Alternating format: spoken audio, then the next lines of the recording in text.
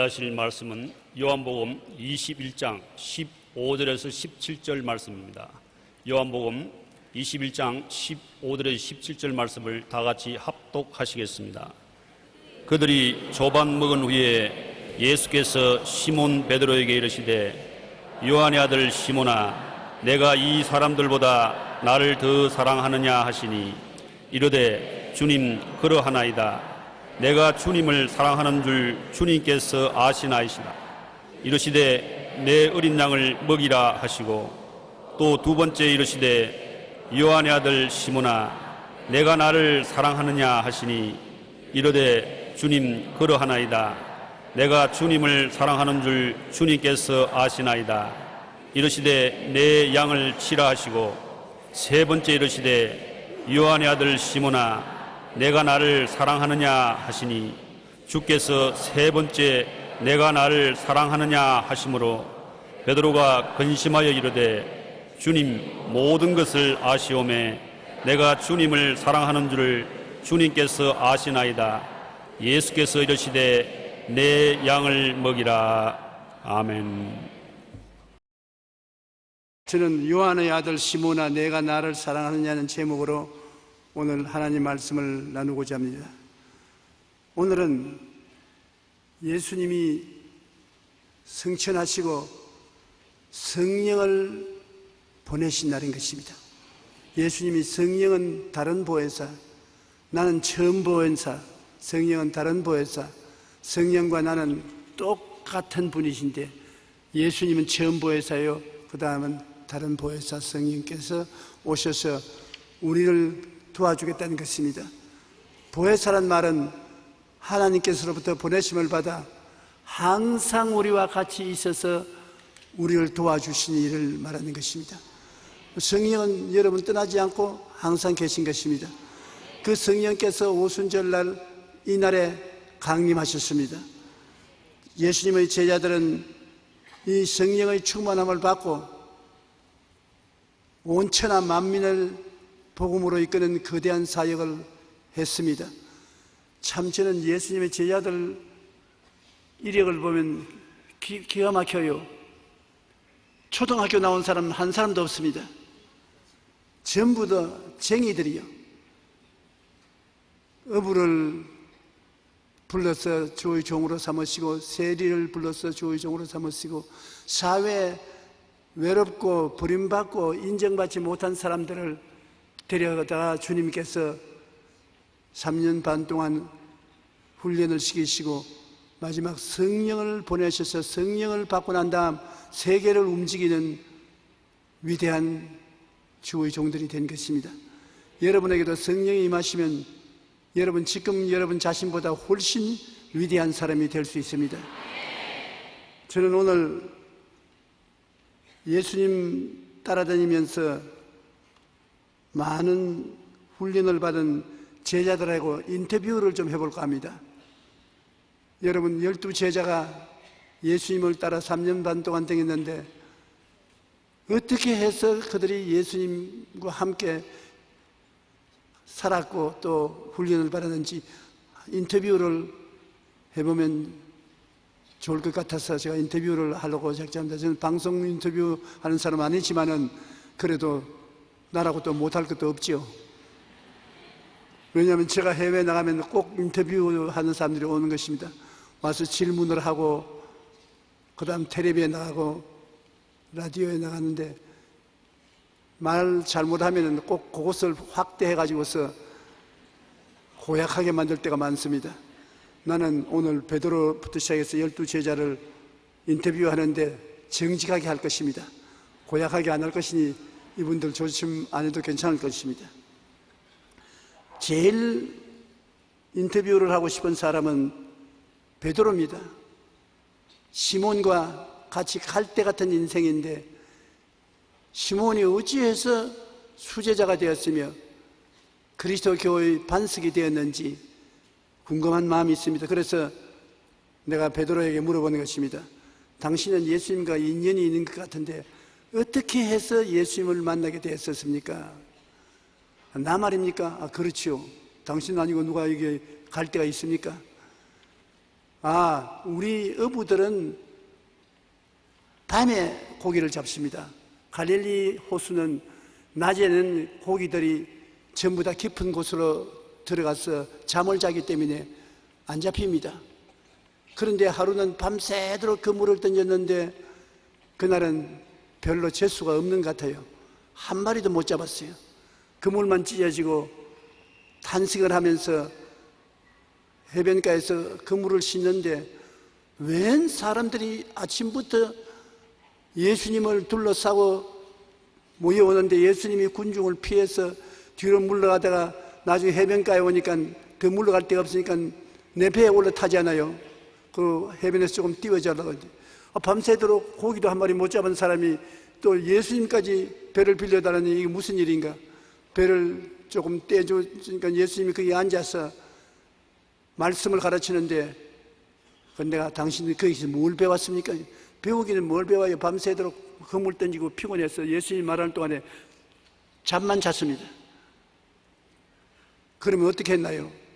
주님이 나를 흔들기에 깜짝 놀라 깨보니까 아직 배 안에 예수님이 계시고 나도 있었습니다. 주님이 말씀하기를 이제 내 설교 다 했으니까 깊은 곳에 가서 그물을 던져 고기를 잡아라. 예? 사람 웃기지 마세요. 고기잡이는 고기잡이가 아는데 당신 같은 백면서생이 어떻게 고기 잡는 것을 안단 말이에요. 더구나 해가 뜨고 난 다음에는 고기가 안 잡히는데요. 밤이 맞도록 그물을 던져도 한 마리도 못 잡았습니다. 그런데 뭔가 그 베드로의 마음속에 시키는 대로 해라, 시키는 대로 해라 하는 음성이 들리는 것 같았습니다. 그래서 못 잡았지만 당신이 그물을 던져보라고 하니까 한번 해보겠습니다. 그래서 깊은 곳으로 가서 그물을 던지니 고기가 얼마나 많이 잡혔던지 그물이 땡겨지지 않습니다. 그래서 동료의 어부들을 불러서 같이 그물을 땡겨서 고기를 잡아보니 2배 가득했습니다. 얼마나 고기가 많이 잡혔던지 눈이 휘둥그러지고 제일 먼저 베드로가 느낀 것은 이게 보통 사람 아니구나. 이건 하나님이 같이 계신 사람이구나. 하나님이 같이 계시다고 생각하니까 무엇이 드러납니까? 죄가 드러나는 것입니다. 이 죄인이 하나님 앞에 서서 있을 수 있냐? 그 자리에 꿇어엎드려서 나는 죄인입니다. 물러가 주십시오. 그러니까 주님이 이제부터 너는 사람을 낚는 어부가 되게 하겠다. 날 따르라. 그래서 예수님을 물고기를 잡는 현실에서 만나봤다는 것입니다. 여러분, 가장 중요한 문제는 그냥 만난다고 만나는 것이 아니라 인연이 있어서 만나야 되는 것입니다. 우리도 교회에 늘 왔다 갔다 하지만은 예수님을 만나보지 못하고 종교적으로 왔다 갔다 하는 사람 굉장히 많습니다. 그러나 교회에 와서 결정적인 문제를 해결받을 때 예수님을 만나게 되는 것입니다. 예수님을 만나게 되면 그 생애 속에 크나큰 변화가 다가오는 것입니다. 베드로는 예수님을 만나자마자 그의 생애 속에 변화가 온 것은 빈배에 물고기를 채웠기 때문에 예수님을 만난 열매를 맺게 된 것입니다. 도저히 상상할 수 없는 기적이 그 마음속에 체험되기 때문에 그는 주님께 죄를 회개하고 제자가 되기로 결심한 것입니다. 예수님을 만난다는 것은 참 귀중한 것입니다. 저도 예수 그리스도에 대한 전도는 많이 받아봤었습니다. 누님 친구들이 예수 믿는 사람이 많아서 집에 놀러 오면 꼭 저보고 예수 믿으라고 권면을 했어요. 그래도 예수님을 믿을 생각은 없었습니다. 이야기를 들어도 관심이 없었어요. 그러나 폐병이 걸려서 피를 토하며 죽어갈 때 더 이상 치료받을 수 없고 치료해 줄 사람도 없고 죽는 날만 기다릴 때 그때 와서 전도하며 예수를 믿으면 구원을 받고 병이 낫는다고 하므로 예수를 진실로 구하게 되고 만나게 되었었습니다. 그 만나게 된 동기로 말미암아 제가 환상을 보게 되고 예수님이 나를 치료해 주셔서 6개월 만에 죽는다는 사람이 78살이 될 때까지 살아있으니 큰 인연입니다. 그때 만난 사실이 평생을 변화시킨 것입니다. 많은 사람들이 자기 일생에 이러한 중요한 전환점이 있는데 여러분께서는 반드시 예수님을 만나게 되기를 주님 이름으로 축원합니다. 예수님께서 베드로를 구출해 주신 것은 베드로에 있어서는 일생의 크나큰 변화인 것입니다. 그는 젊을 때부터 고기잡이였고 어느 특정한 교육을 받은 사람도 아니고 사회에서 가장 낮은 층에 속한 사람이었는데 그가 예수님의 태감을 받고 나니까 세계를 움직이고 역사를 변화시키는 인물이 되고 말한 것입니다. 여러분도 예수님을 만나야 되는 것입니다. 그러니까 내가 지금 베드로의 인터뷰를 하고 있는데 베드로의 형제인 안드레가 한 말이 내 말도 좀 들으십시오. 나 형의 말만 듣지 말고 내 말도 좀 들으십시오. 그 물고기 많이 잡는 것은 아무것도 아닙니다. 우리가 갈릴리의 산비탈에 갔을 때 해가 뉘엿뉘엿 기울어 가는데 예수님이 병자들을 얼마나 고쳤던지 병자는 다 모여서 산비탈로 오는데 잠시 헤아려 봐도 남자만 5,000명, 남자만 옵니까? 여자와 어린아이들이 따라오니까 수만 명이 예수님을 따라왔는데 해는 져가고 날은 어둑어둑해지는데 먹을 것은 없고 사람들이 허덕이는데 예수님이 빌립을 불러서 빌립아 저 사람들에게 먹을 것을 주라고 하잖아요. 빌립 그랬지? 그랬다고. 그래 왜 먹을 것을 주었습니까? 그러니까 생각해 보십시오. 돈 한 푼도 없고 떡 살 곳도 없는데 저 많은 사람에게 먹을 것을 주라고 하니 예수님이 생각을 잘못해도 크게 잘못했지 어떻게 그렇게 할 수 있습니까? 그래서 당신 바로 대답해서 주님 이것이 광야입니다. 좀 똑똑히 보십시오. 그리고 돈도 없고 떡 살 곳도 없는데 먹이라 하면 어떻게 먹입니까? 그러므로 못 먹인다고 내가 거부했었습니다. 여러분 주님께서 여러분에게 명령할 때는 이성적으로 할 수 있어서 명하는 것이 아닙니다. 뭐냐? 주님께서 여러분에게 하라고 할 때는 기적을 기대해야 되는 것입니다. 예수님이 말하는 것에는 항상 기적이 일어나는 것입니다. 기적을 제하여 버리면 주님의 교훈은 아무런 힘이 없습니다. 그때 베드로의 형제인 안드레가 예수님께 나왔습니다. 빌립을 제껴놓고 여기 어린아이가 보리떡 5개와 물고기 2마리를 가지고 있는데 별로 많지 않지만 주님이 어떻게 해보십시오. 없는 자는 있는 것까지 빼앗는다고 예수님이 뭘 하라고 할 때 없다고 변명하면 있는 것도 빼앗아 버립니다. 그런데 없을 때 있다고 나오면 주님이 더 많이 있게 만들어주는 것입니다. 플러스 인생을 살아야지 마이너스 인생을 살면 안 됩니다. 여러분은 모든 일에 절대 긍정을 가져야 되는 것입니다. 안드레가 그걸 가져오니까 예수님께서 그걸 받아서 손에 얹더니만 전부 다 사람을 10사람씩 5사람씩 때를 지어 앉게 하라고 앉자 주님이 떡을 축사하니까 그 다음 제자들이 가지고 죽고 난 다음 보니까 또 생겨있고 죽고 나니까 또 생겨있고 이게 정신이 없습니다. 먹고 나니 또 생기고 먹고 나니 또 생기는 것입니다.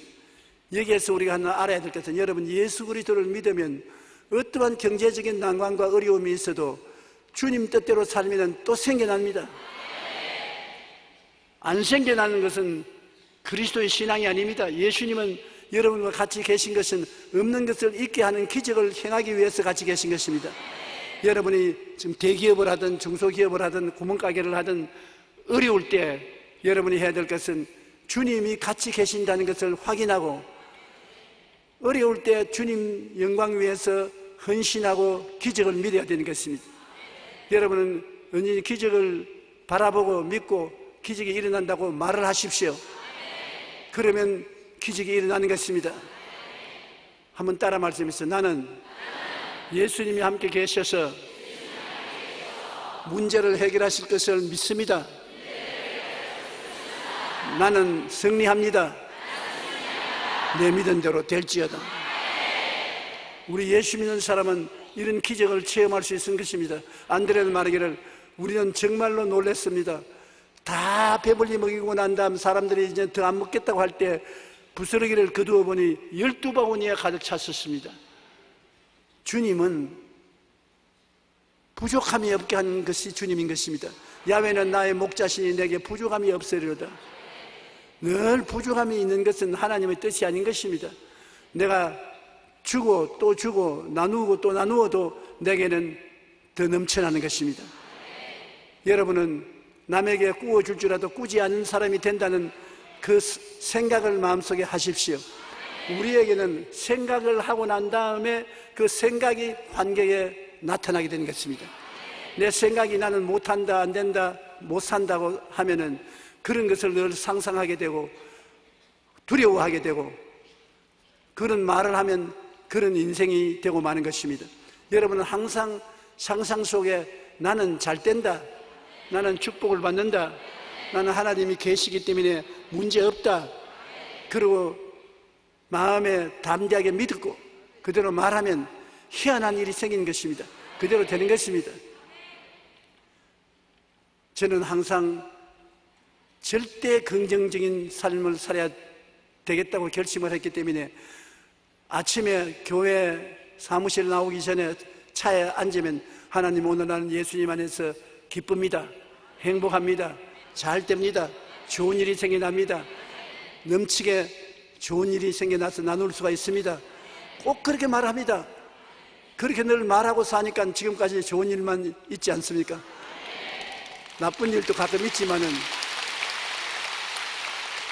좋은 일이 여러분의 생각과 믿음과 입술의 고백을 통해서 여러분 속에서 만들어지는 것입니다.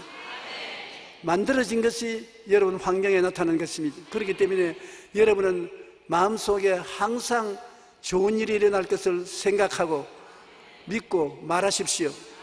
왜? 예수님이 계시기 때문인 것입니다. 예수님은 이런 기적을 행하기 위해서 여러분과 같이 계신 것입니다. 여러분에게 아무것도 안 해주고 구경만 하려고 계신 예수님이 아니신 것입니다. 예수님은 오병이어로 5,000명을 모이고 12바구니 남게 함으로 놀라운 인상을 제자들에게 준 것입니다. 제자들에게 주님은 어찌하든지 주님 중심으로 살면 기적이 일어난다는 것을 마음속에 확 믿도록 만들기 위해서 그렇게 하신 것입니다. 그러니까 이제 베드로라는 말이 이것은 아무것도 아닙니다. 예수님이 행하신 것은 세상에 사람이 무리로 걸어오지 않습니까? 우리가 5,000명 모이고 12바구니에 남긴 그 사건 이후에 주님이 우리 보고 배 타고 먼저 가버나움으로 건너가라 해서 예수님 없이 우리는 건너가고 예수님은 군중들을 해산했는데 밤 4경이 되어 바람이 불고 파도가 쳐서 아무리 배를 채워도 배가 앞으로 나가지 않고 고생을 하고 있는데 누가 허연 그림자가 배를 향해서 오르락내리락 하면서 걸어오지 않습니까? 보니 유령이에요. 우리 어부들은 압니다.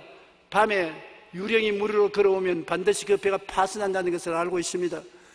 그래서 유령인 줄 알고 전부 다 고함을 쳤으니까 주님 말씀하기를 내니 두려워하지 말라 그러죠. 그래서 베드로가 만일 주시어도 나로 무리로 걸어오게 하소서. 주님이 오라. 제자들이 다 말립니다. 야, 이 사람아, 죽으려고 하냐? 안 된다, 올라가지 마라. 그런데 그는 털치고 예수님을 바라보고 무리로 쩌벅 걸어 나갔습니다. 쩌벅 걸어가는데 예수님도 파도를 밟고 오니까 오르락내리락하고 베드로도 오르락내리락 하면서 예수님을 바라보고 걸어가다가 고개를 들어서 옆을 바라보니까 바람이 불고 파도가 쳐오고 무섭단 말입니다. 그만 예수님을 바라보는 눈을 파도를 바라보고 내가 할 수 있다는 말이 사라지고 물에 빠져 죽겠구나 두려워하자 바로 물에 빠지기 시작한 것입니다. 주여, 내가 빠져 죽겠으니 살려달라고 하니까 예수님이 손을 내밀어서 그를 붙잡아 이렇게 세워주시고 믿음이 적은 자여 왜 의심하였느냐 그렇게 말을 해서 구출함 받은 그 이야기를 하면서 예수님은 밤중에 무리로 걸어온 나 물에 빠져도 건져주더라. 예수님은 이러한 기적을 행하시는 분이시다. 이 말을 함으로써 우리가 아무리 어둡고 캄캄한 밤에 고약한 일을 당했어도 주님만 바라보면 주님이 같이 건져주시는 것입니다. 바라봄의 법칙으로 잘못 바라보면 안 되는 것입니다.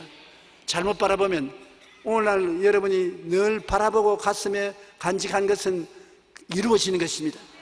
그런데 여러분이 잘못 바라보고 나는 안 된다, 나는 약하다, 나는 병들었다, 나는 정상적인 삶을 못 산다, 부정적으로 바라보고 두려워하면은 여러분은 망합니다. 믿음의 반대는 두려움입니다. 두려워하는 사람은 믿음이 없는 사람이 두려워하는 것입니다. 그런데 여기 베드로가 배운 것은 아무리 파도가 치고 바람이 불어도 예수님의 말씀에 서서 예수님만 쳐다보고 가면 무리로 걸어간다는 것입니다. 인생의 파도 위를 걸어가는 것은 예수님을 바라보면 걸어가게 된다. 그러나 바람과 파도를 바라보면 빠져 죽는다. 여러분의 삶 속에 다가오는 환난과 풍파가 없을 수는 없습니다. 그러나 환난과 풍파를 바라보고 두려워하면 물에 빠져 죽습니다. 그러나 바람과 파도가 아무리 불어도 예수님만 바라보면, 그리고 믿고 입술로 고백하면 파도 위로 걸어가는 것입니다.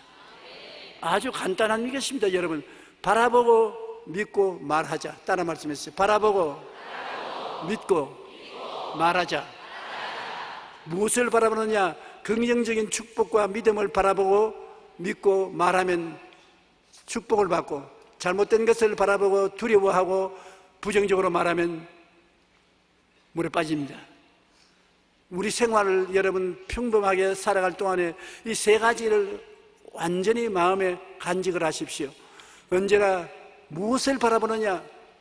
예수님을 바라보고 예수님의 십자가를 바라봐야 되는 것입니다. 십자가의 보혈을 바라보고 죄 용서함 받고 거룩하게 되고 성령 충만하게 되고, 치료와 건강을 바라보고 고침을 받고 건강을 얻게 되고, 축복을 받아 저주에서 해방된 것을 바라보고 믿고 입으로 시인하면 잘 되는 것이고, 아주 간단한 것입니다. 이것을 시행하면 여러분 인생에 언제나 주님이 같이 계셔서 영혼이 잘 되고 범사에 잘 되며 강건한 하나님의 뜻이 이루어지게 되는 것입니다. 여러분의 인생에 물에 빠지지 말고 물 위로 걸어가시기 바랍니다. 우리 주 예수님께서는 이 땅에 오신 하나님의 아들일 뿐 아니라 예수님 자신이 하나님이라는 것을 제자들에게 보여주기를 원하셨습니다. 그래서 하루는 베드로와 야고보와 요한을 데리고 산 위에 올라가서 그들과 둘러 앉아서 기도를 하는데 깜짝 놀랐습니다. 예수님이 번갯불 같은 모습으로 변했습니다. 그리고 흰옷이 번갯불같이 번쩍이고 아주 입이 딱 벌어집니다. 그러면서 그 영광의 빛을 바로 쳐다보지 못하고 깊은 잠에 빠졌는 것입니다. 여러분, 하나님을 직접 환상 가운데로도 만나면 잠에 떨어져 버리는 것입니다. 눈을 똑똑히 뜨고 볼 정도로 정신이 감당 못해요. 저도 여러분 하나님 환상을 보았는데 진실로 하나님 환상이 마음속에 나타나면 말 같은 내가 정신없이 잠수에 빠져요. 그래서 하나님 환상이 떠나가면 번쩍 잠에서 깨어나게 돼요. 근데 베드로와 야고보와 요한이 예수님이 영광 가운데 나타난 것을 보고 깊이 잠이 들어서 코를 고르고 있었습니다. 그런데 잠이 좀 깨서 보니까 모세와 엘리야가 나타나서 예수님과 이야기를 하고 있었습니다. 모세는 7년 전에 세상을 떠난 사람이고 엘리야는 500여 년 전에 구름 타고 하늘로 올라간 사람인데, 생각에는 이미 다 죽은 사람인데 예수님 앞에는 살아 있었습니다. 그러므로 이것을 보면 사람이 죽는 것이 아니라 이 세상에 살다가 저 세상으로 이사가는 것입니다. 여러분, 이 세상에 살다가 저 세상으로 이사가는 사람이지 여러분이 없어지지 않습니다. 그러므로 하나님께서 말씀하기를 아브라함의 하나님, 이삭의 하나님, 야곱의 하나님은 지금 살아있다고 말씀을 하셨습니다. 그런데 예수님께 모세와 엘리야가 장차 예루살렘에 올라가서 고난당할 것을 말씀드리고 경배하는 것을 보고 야, 참 하나님이시구나. 그래서 베드로가 주님, 이 자리가 좋습니다. 여기에서 초막 셋을 질 때 하나는 주님 위해서, 하나는 모세를 위해서, 하나는 엘리야를 위해서 짓고 막 여기서 사십시다. 그러니까 예수님이 그 말하는 제자들을 바라볼 때 하늘에서 음성이 들리 말하기를 이는 내 사랑하는 아들이니 그 말을 들으라. 예수님이 내려가자 산 아래는 죄인들이 있고 병든 자가 있고 간질하는 사람이 있고 슬픈 사람 많은데 내가 이들을 위해서 왔으니 이들을 도와줘야 된다고 내려가자 그랬었습니다. 예수님이 그 산에서 그냥 하늘나라로 올라가 버릴 수도 있어요. 하늘나라의 영광을 보여주면서 예수님은 육신을 쓰고 온 하나님 아들이지만은 하나님이라는 것을 베드로와 야고보와 요한에게 보여주셨는데, 그 하나님이 이 땅에 온 것은 병들고 가난하고 마귀에 잡혀있고 간질하고 고통당하는 사람을 도와주기 위해서 오셨다고 말씀한 것입니다. 예수님은 어제나 오늘이나 영원토록 동일하신데, 그 예수님이 이 자리에 계신 것은 우리들을 돕기 위해서 오신 것입니다. 우리가 주님의 도움이 필요 없으면 예수님을 만나려고 하지 않아요. 예수님께 도움을 청할 수 있는 사람은 주님의 도움을 받음으로 변화가 되는 것입니다. 죄인은 용서해주는 예수님이 계셔요. 허물이 많은 사람은 씻어주는 예수님이 계셔요. 병든 사람은 고쳐주는 예수님이 계셔요. 저주받고 가난하고 헐벗은 사람은 그것에서 건져주는 예수님이 계셔요. 죽는 사람은 천국을 이끌어주시는 예수님이 계셔요. 예수님은 여러분 우리에게 해방과 자유를 주기 위해서 오신 것입니다. 마귀에게서 해방을 얻고 죄에서 자유를, 허물에서 자유를, 질병에서 자유를, 죽음에서 자유를, 가난에서 자유를, 고통에서 자유를 주기 위해서 오신 것입니다. 예수님은 그러므로 언제나 우리에게 해방해 주는 주님, 우리에게 자유를 주시는 주님이어서 주 안에 들어가면 영혼이 잘된같이 범사에 잘되며 강건한 역사가 일어나게 되어 있는 것입니다. 예수님은 십자가를 통하여 몸짓고 피 흘려서 마귀에게 팔린 우리를 해방시켜 주었습니다. 그리고 예수님은 부활하신 능력으로 우리에게 자유를 주시는 것입니다. 지금도 무엇에 묶여 있습니까? 여러분, 병에 묶여서 자유가 없습니까? 거기서 해방되어 나오십시오. 가난의 묶음에서 자유가 없으면 그것을 털고 나오십시오. 성경에는 예수 그리스도께서 우리에게 자유를 주려고 자유를 주셨은즉 그러므로 믿음의 굳세게 서서 다시는 종업무예를 매지 마라. 여러분이 자유와 해방을 얻은 모습을 마음속에 간직하고 그것을 믿고 입으로 시인하면 자유가 여러분에게 주어지신 것입니다. 마귀는 이미 패배한 원수로서 우리가 알고 나가는데 마귀는 우리를 이길 수가 없는 것입니다. 마귀는 우리가 모를 때 속이고 우리를 점령하지, 이제 성경을 읽고 깨달아 알고서 마귀를 대적하면 마귀는 여러분을 더 고통 줄 수 없는 것입니다. 우리 주님께서 우리 사람들 가운데서 하나님이라는 것을 가장 명백하게 보여주는 사건은 마리아와 마르다의 오라버니 나사로의 죽음에서 건져주신 것입니다. 예수께서 마르다와 그 동생 나사로를 사랑하셨습니다. 그들이 갈릴리 지방에 있을 때 유다의 땅에 있는 이 나사로가 병들어서 죽게 되어서 그 여동생들이 예수님이 계신 곳에서 사람을 보내어서 오라버니가 죽게 되었으니 빨리 와달라고 했는데 예수님은 이틀을 더 기다렸습니다. 죽어서 나흘이 될 때를 기다린 것입니다. 왜냐하면 철저히 죽은 사람을 살려야 살리는 능력을 가진 하나님의 아들이라는 것을 증명하기 때문인 것입니다. 그러므로 주님께서 제자들과 나흘 후에 오니까 그 여자들이 눈물을 흘리면서 예수님이 이 자리에 계셨으면 우리 오라버니가 죽지 않았겠나이다, 간절한 마음으로 눈물을 흘렸었습니다. 그때 예수님께서 하신 말씀이 너희 오라버니가 산다.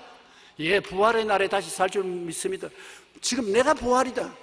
지금 내가 부활이와 생명이니 나를 믿는 자는 살겠고 영생을 얻을 것이라고. 그래도 그 누이들이 믿을 도리가 없습니다. 예수님은 그 여자들에게 자기는 부활이요 생명으로 지금 나를 믿으면 지금 살고 죽어도 산다는 말을 하는데 그것을 어떻게 믿을 수가 있는 것입니까? 예수님은 여러분 보고 말씀합니다. 너 나를 믿느냐? 믿으면 아멘 하십시오. 그러면 너희가 죽지 않고 영원히 살리라. 아멘 하는 좋지요. 예수님은 그 아멘 대답을 듣기를 원하는 것입니다. 그래서 여자를 데리고 나사로의 무덤가에 가서 무덤 문을 열어놓아라. 너 오라버니가 산다. 아니요, 죽은 지 나흘이 돼서 냄새가 납니다.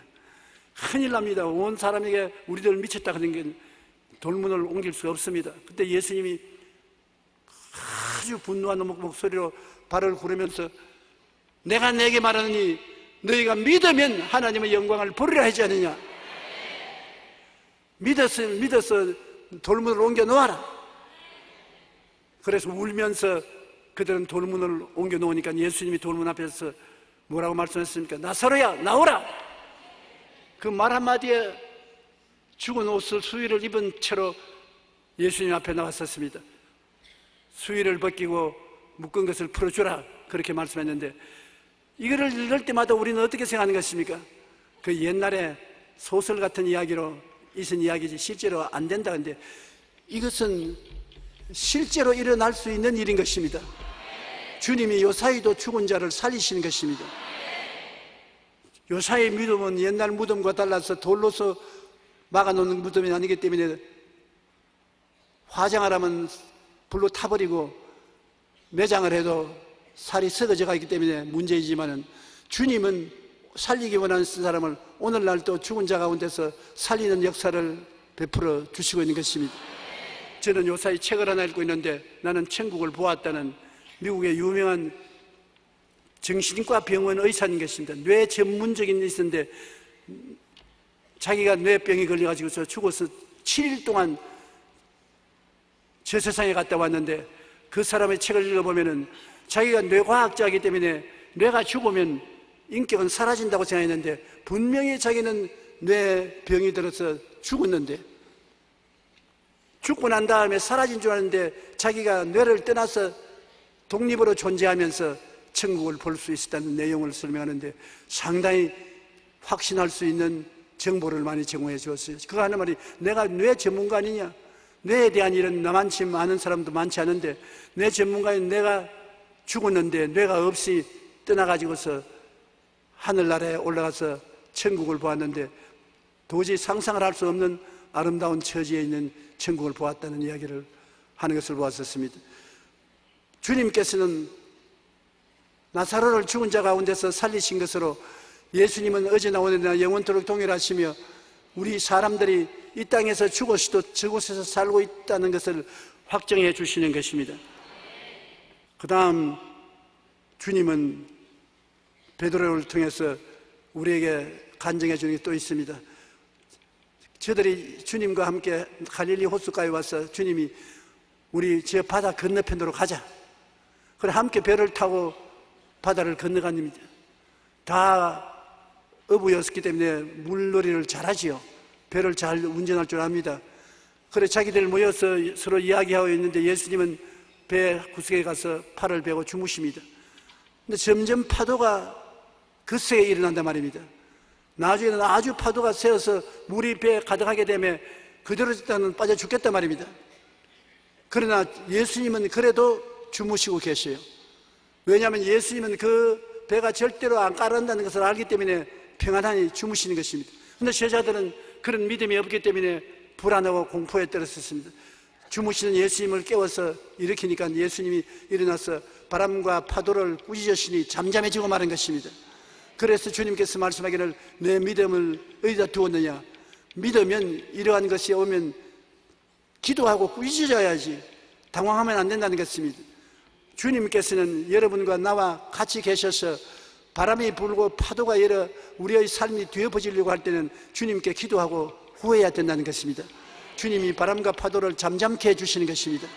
여러분 인생에 도저히 인간의 힘으로 감당할 수 없는 바람과 파도가 불어올 때 어떻게 하겠습니까? 포기하고 낙심할 것입니까? 주님께 부르실 것입니까? 예수 그리스도는 오늘날 또 여러분께 와 있어서 해방과 자유를 주시는 것입니다. 예수님이 하시는 일은 해방과 자유인 것입니다. 십자가에 못 박여 죽을 때 마귀에게서 여러분을 해방시키기 위해서 피를 다 쏟고 살을 찌은 것입니다. 예수님이 부활하셔서는 우리를 자유케 하는 것입니다. 죄에서 자유를, 허물에서 자유를, 질병에서 자유를, 저주에서 자유를, 죽음에서 자유를 주는 것입니다. 따라 말씀해서, 예수님께서 내게 계시면 나는 해방과 자유를 누린다. 당연한 일인 것입니다. 예수님은 바로 해방과 자유인 것입니다. 예수님은 성령을 통해서 우리에게 꿈과 환상을 주시고, 예수님은 교회를 통해서 해방과 자유를 주시는 것입니다. 교회가 그냥 건물만 지어놓은 것이 교회가 아닌 것입니다. 여러분 같이 두세 사람 이상 모인 곳에는 예수님이 함께 계신 것입니다. 교회는 예수님의 몸과 같습니다. 예수님의 몸된 교회에 나오면 여러분이 각오해야 될 것이 있습니다. 반드시 해방이 되어야 되는 것입니다. 마귀에게서 해방이 되어야 되는 것입니다. 그리고 반드시 자유를 얻습니다. 그것을 위해서 예수님이 교회를 세우신 것입니다. 그러므로 예수 믿는 사람이 그냥 종교적인 목적으로 왔다 갔다 해서는 안 되는 것입니다. 여러분은 매일같이 예수님 안에서 해방을 얻고 자유를 얻고 꿈과 환상을 가지고 영혼이 잘됨같이 범사에 잘됨에 강건한 사람으로서의 삶을 살아가게 되는 것입니다. 그러므로 우리의 풍랑도 예수님은 잠잠케 하는 기적을 허락해 주는 것입니다. 왜 그러면 이와 같은 많은 기적들을 제자들에게 주님께서 보여주신가? 그 이유가 있습니다. 기독교는 기적의 종교라는 것을 알게 하기 위한 것입니다. 예수 믿는다는 것은 반드시 우리의 삶 속에 기적이 따른다는 것을 믿으라는 것입니다. 기적이 없는 기독교는 기독교가 아닌 것입니다. 기적이 없는 신앙은 신앙이 아닙니다. 베드로는 마지막 간증에서 자기들이 예수님을 다 버리고 도망친 이야기부터 했었습니다. 예수님이 잡혀서 사형 선고를 받고 끌려가기 전에 예수님께서 베드로를 쳐다보니 베드로가 예수님 보고서 밖에 나가 통곡하고 울었습니다. 왜냐하면 예수님을 모른다고 3번 부인한 것입니다. 첫 번째도 예수님을 모른다, 두 번째도 예수님을 모른다, 세 번째는 맹세하고 저주하여 가로되 나는 그 사람 모른다 했었습니다. 베드로가 발견한 것은 예수님을 안 믿을 수는 없으되 목숨을 내놓을 만큼 사랑은 할 수 없다는 것입니다. 그럴 힘이 안 생긴다는 것입니다. 여러분, 우리도 그럴 때 있지 않습니까? 예수님을 안 믿을 수는 없어 믿기는 하지만은, 그러나 예수님을 위해서 목숨을 바치라 하면 그렇게 할 힘이 모자란다는 것입니다. 그게 문제입니다. 바로 예수님이 베드로에게 질문한 질문, 베드로야 내가 나를 사랑하느냐는 질문도 거기에 나오는 것입니다. 여러분, 예수님을 안 믿을 수는 없지요. 예수님을 구주로 믿지요. 그런데 예수님이 네 목숨을 나를 위해서 내놓으라면 할 마음은 있지만은 힘이 있습니까? 없습니까? 힘이 없죠. 예수님이 그것조차도 다 이해하시는 것입니다. 예수님이 죽었다가 부활하셔서 40일 동안 여기에 번쩍 저게 번쩍하면서 나타나셨을 때 제자들은 어디에서 예수님이 나타날지 모르기 때문에 우리 고향으로 내려가자. 고기 잡이는 천상 고기나 먹고 살아야 되지 않겠느냐. 베드로가 나는 물고기 잡으러 간다. 바다로 자기 배에 먼지를 털고 나가니까 다른 제자들도 다 같이 우리도 하고 다 따라 나갔었습니다. 밤새도록 그날 또 물고기를 잡으려 해도 못 잡았어요. 근데 예수님이 해변가에 서서 부활하신 예수님이 얘들아 무엇이 좀 있느냐? 아무것도 없습니다. 배 오른편에 건물을 던져봐라. 오른편에 던지니까 물고기가 많이 잡혔거든. 제 아들이 이구동성으로 예수님이시다, 주님이시다. 그러니까 베드로는 옷도 걸치지 않은 채 그냥 물속에 뛰어들어가서 예수님께 나오니까 예수님이 숯불을 피워놓고 물고기를 구워놓고 기다리십니다. 그래서 다 배불리 먹고 난 다음에 예수님께서 제자들의 대표인 베드로를 정면으로 보시고 난 다음, 베드로야, 내가 나를 사랑하느냐? 그때 사랑이라는 말이 예수님이 아가페라는 말을 썼습니다. 헬라어에서는 사랑이라는 글자가 2개 있는데 아가페는 목숨을 바쳐 사랑하는 것을 말하는 것입니다. 그러면 그저 친구로 사랑하는 것은 필레오라고 합니다. 필레오. 한번 따라 말씀해서 아가페. 이것은 목숨을 바쳐서 사랑하는 것이고 그냥 친구로 사랑하는 것은 필레오. 그래서 예수님께서 베드로를 쳐다보시고 베드로야 네가 나를 아가페 하느냐? 목숨을 바쳐 사랑하느냐? 베드로가 눈을 밑으로 깔고 고개를 흔들면서 나는 주님을 필레오합니다. 친구로 사랑합니다. 그래, 내 양무리를 쳐라. 잠시 후에 예수님이 또 베드로야, 너 나를 아가페 하느냐? 주님, 나는 주님을 필레오합니다. 친구로 사랑합니다. 잠시 있다가 예수님께서 베드로야, 너 나를 필레오하느냐, 친구로 진짜 사랑하느냐? 간이 털썩 내려앉았습니다. 왜냐하면 전에 예수님을 아가페 한다고 3번이나 말하고 난 다음 부인했는데, 주님이 이제 또 필레오하느냐 묻는데 언제 또 주님을 버릴지 알지 못하기 때문에, 주님이시여, 주님이 알지 않습니까? 나는 나 몰라요. 내가 전번에도 주님은 희생적으로 사랑한다고 아가페 한다고 말을 했으나 3번이나 부인한 전적이 있는데, 주님이 자꾸 나를 아가페 하니까 나는 친구로서 사랑한다고 2번 말했는데 3번째 아가페라고 하냐고 묻는데, 내가 나를 모르겠어요. 지금 친구로 사랑한다고 했다가 언제 또 모른다고 뒤로 잡아졌지 내가 어떻게 알아요? 주님만이 아십니다. 주님이 고개를 끄덕이면서, 그래, 내 양무리를 쳐라. 이것은 베드로만 보고 말씀하는 것이 아니라 우리를 보고 말씀하는 것입니다. 너희 나를 목숨을 바치고 사랑하느냐? 친구로서 사랑합니다. 주일날 안 지킬만 하면 안 지키기도 하고, 거짓말 안 해야 될 그때 필요하면 거짓말도 좀 하고, 세상살이 해나가는 데 있어서 아가페를 못하고 친구로 사랑합니다. 이런 것이 우리의 심정인 것입니다. 주님께서는 여러분과 내가 거짓말 안 하는 것을 알고 있는 것입니다. 참으로 주님을 신적인 사랑으로 사랑하지 못하고 친구로서 사랑하는데, 친구로서 사랑한다고 주님이 버리시는 거 아닙니다. 주님께서 우리를 인정해 주시고 우리를 사랑해 주시는데, 아가페로 사랑할 수 있도록 만들어 주기 위해서 그렇게 하신 것입니다. 베드로에게 나중에는 네가 나를 필레오 하느냐, 친구로서 사랑하느냐, 그건 나는 이제 대답 못합니다. 주님이 아시지요. 그때 주님께서 제자들에게 말씀한 것은, 너희는 예루살렘을 떠나지 말고 아버지의 약속한 것은 기다리라. 요한은 물로 세례를 주었으나 너희는 성령으로 세례를 받으리라. 너희 성령이 너희에게 임하시면 너희가 권능을 얻고 예루살렘과 온 유대와 사마리아와 땅 끝까지 이르러 내 정의의 제리라고 말씀하신 것입니다. 여러분이 주님을 목숨을 바쳐 사랑할 수 있게 되는 것은 성령이 임해야만 된다는 것입니다. 나의 힘으로, 나의 능으로 되지 않고 성령이 임하시면 성령의 권능으로 내가 마음에 성령께 잡혀서 주님을 사랑할 수 있게 만든다는 것입니다. 그들이 오순절 날에 120문도가 성령을 충만히 받고 방언으로 말하기 시작하자마자 성령의 불에 의지해서 그 엉터리 같은 제자들이 나가서 세계를 300년 만에 변화시킨 것입니다. 그 무지무지한 로마 제국을 300년 만에 예수 그리스도를 믿는 국가로 변화시키고 마는 것이고, 2000년 된 오늘날에 와서는 세계 인구의 60%를 예수 믿는 사람으로 만들고 있는 것입니다. 여러분이 알지 못하나 하나님께서는 예수님 성천하시고 사순절이 지나고 난 다음에 보내신 성령님을 우리 가운데 그대로 두시고 불러내지 않았었습니다. 성령은 우리 가운데 지금 함께 계신 것입니다. 성령은 여러분과 나의 보혜사가 되신 것입니다. 하나님께로부터 보내심을 받아 나를 돕기 위해서 언제나 같이 계신 분이 보혜사 성령인 것입니다.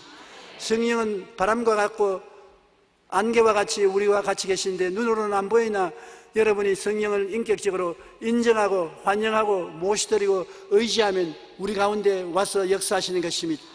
성령은 우리에게 깨닫게 해주시는 것입니다. 진리를 깨달아 알게 해주시고 진리 위에 설 수 있도록 은혜와 사랑과 능력을 주시는 것입니다. 오늘 우리가 성령이 아니면은 절대로 목숨을 바쳐 아가페하는 사랑을 가질 수가 없습니다. 성령이 오시면 목숨을 바쳐 아가페하는 사랑을 가질 수가 있게 되는 것입니다. 오늘 성령이 우리 여의도 순복음교회에 이 자리에 와 계신 것입니다. 여러분에게 충만히 채워지시기를 원하시는 것입니다. 성령은 여러분을 통해서 가난한 사람들은 모두 다 그리스도를 통하여 복을 받기를 원하시는 것입니다. 마음이 가난한 자는 평화의 복을, 영적으로 가난한 자는 성령 충만으로, 물질적으로 가난한 사람은 부여로 변화시키는 기적을 베풀기를 원하시는 것입니다. 성령은 여러분에게 어떠한 포로가 되어 있어도 해방을 얻기를 원하시고 있는 것입니다. 자유와 해방을 얻기를 원하시는 것입니다. 그리고 영안을 열어주셔서 하늘나라 영광을 깨달아 알 수 있게 되기를 원하고 있는 것입니다. 또한 마귀가 여러분 몰래 억압해서 여러분을 회방하고 여러분을 억압하고 우울하게 만들고 절망적으로 소망을 잃게 만드는 것을 여러분을 건져내시기를 원하시는 것입니다. 그리고 주님의 은총이 값없이 선물로 주신다는 것을 깨달아 알기를 원하는 것입니다. 우리의 힘과 능력으로 구원받는 것이 아니라 오직 믿음으로 말미암아 영원한 생명과 구원을 얻는다는 것을 깨달아 주기를 원하시는 것입니다. 성령이 오셔서 하늘나라의 영광을 여러분에게 채워주시기를 원하시는 것입니다. 이러므로 여러분은 하나님의 성령이 여러분과 같이 계신 것을 믿으십시오. 베드로와 야고보와 요한 같은 어부에게도 같이 계셔서 성령의 제도를 위대한 일꾼으로 만드신 것처럼 여러분 성령이 같이 계시면 성령이 여러분을 다른 사람으로 만들어주는 것입니다. 예수 믿는다는 것이 마귀에서 해방되고 억압에서 자유를 얻는 것이 여러분의 특권인 것입니다. 여러분은 그 특권을 받은 사람인 것입니다. 오늘 모두 다 예수 그리스도의 은혜 가운데서 영혼이 잘되고 범사에 잘되며 강건하고 생명을 얻되 넘치게 얻을 꿈을 꾸십시오. 마음에 그것을 바라보십시오. 그리고 믿으십시오. 그리고 나는 전인 구원을 받은 사람이라고 입으로 시인하십시오. 그러면 어찌할 수 없이 하나님의 능력이 여러분과 같이 계셔서 내일은 오늘보다, 다음 달은 금번달보다, 명년은 금년보다 나아진 삶을 살게 되는 것입니다. 바로 하나님께서 예수님을 땅에 보내셔서 제자들을 불러 모으시고 이 많은 기적을 보여준 것은 우리 예수 믿는 사람들은 보통이 아닌 하나님의 기적으로 삶이 변화될 수 있다는 것을 알려주기 위해서 그렇게 하신 것입니다. 우리는 그리스도를 믿음으로 말미암아 보통 사람이 아닌 기적을 약속받은 사람들인 것입니다. 기적이 일어납니다. 기도를 우리가 알고 꿈꾸고 믿고 고백하면 기적이 일어납니다. 그리고 그 기적 속에서 여러분이 승리하게 되면 그때는 더 큰 믿음을 얻게 되고 더 큰 영광을 하나님께 돌리게 되는 것입니다. 바로 이를 위해서 하나님께서 말씀을 주셨습니다. 이 말씀은 바로 하나님이 우리가 그것을 누릴 수 있다는 것을 보증해 주는 약속의 말씀이요, 그렇기 때문에 성령을 주신 것입니다. 성령의 약속의 말씀으로 여러분이 꿈꾸고 믿고 입술로 고백하고 나가게 만들어 주기를 원하시고 있는 것입니다. 오늘부터 시작해서 여러분 절대로 과거를 돌아보고 낙심하지 마십시오. 부정적인 것을 바라보고 탄식하지 마십시오. 예수님 안에서 절대 긍정이 되어야 되는 것입니다. 예수님 안에서 여러분은 완전히 해방되었습니다. 완전히 자유를 얻은 사람이 된 것입니다. 또 여러분을 통해서 마귀는 쫓겨나가고 억압은 사라질 수 있습니다. 빌립 집사가 사마리아에 가서 복음을 전하니 많은 사람에게 붙었던 귀신이 소리치며 나가고 절름발이와 안진뱅이가 나으니 그 성의 기쁨이 충만하더라는 것입니다. 여러분은 평신도라도 하나님의 나라를 마음속에 모시고 있기 때문에 자유와 해방을 전할 수가 있는 것입니다. 그리스도는 자유와 해방인 것입니다. 여러분은 평신도지만은 이 자유와 해방을 전달해 주십시오. 예수 이름으로 행하면 성령께서 기적을 베풀어 주시는 것입니다. 우리 다 같이 주님의 영광을 위해서 주님 오시기 전에 큰 뜻을 이룰 수 있도록 축복해 주시기를 예수 이름으로 축복합니다. 우리 한번 기도하겠습니다. 사랑하신 주님이시여, 주 예수 그리스도께서 이 땅에 오셨을 때 제자들을 데리시고 3년 반 동안에 수많은 기적을 보여주셨습니다. 수많은 기적을 보여주셔서 우리도 주님과 같이 꿈꾸고 믿고 말하면 그것이 이루어진다는 것을 우리에게 보여주셨습니다. 아버지 하나님, 오늘 여의도 순복음교회 성도 여러분은 이 오순절 날에 성령 충만하여 사람 힘으로 살지 않고 성령의 능력으로 산다는 것을 알게 도와주시옵소서. 우리 혼자 사는 것이 아니라 항상 그리스도의 역사가 우리와 함께 따른다는 것을 알게 도와주시옵소서. 성령 보혜사여, 지금 이 시간에 우리에게 충만히 임하시옵소서. 넘치게 임하시옵소서. 우리와 함께 하시옵소서. 예수님 이름으로 기도하옵나이다. 아멘.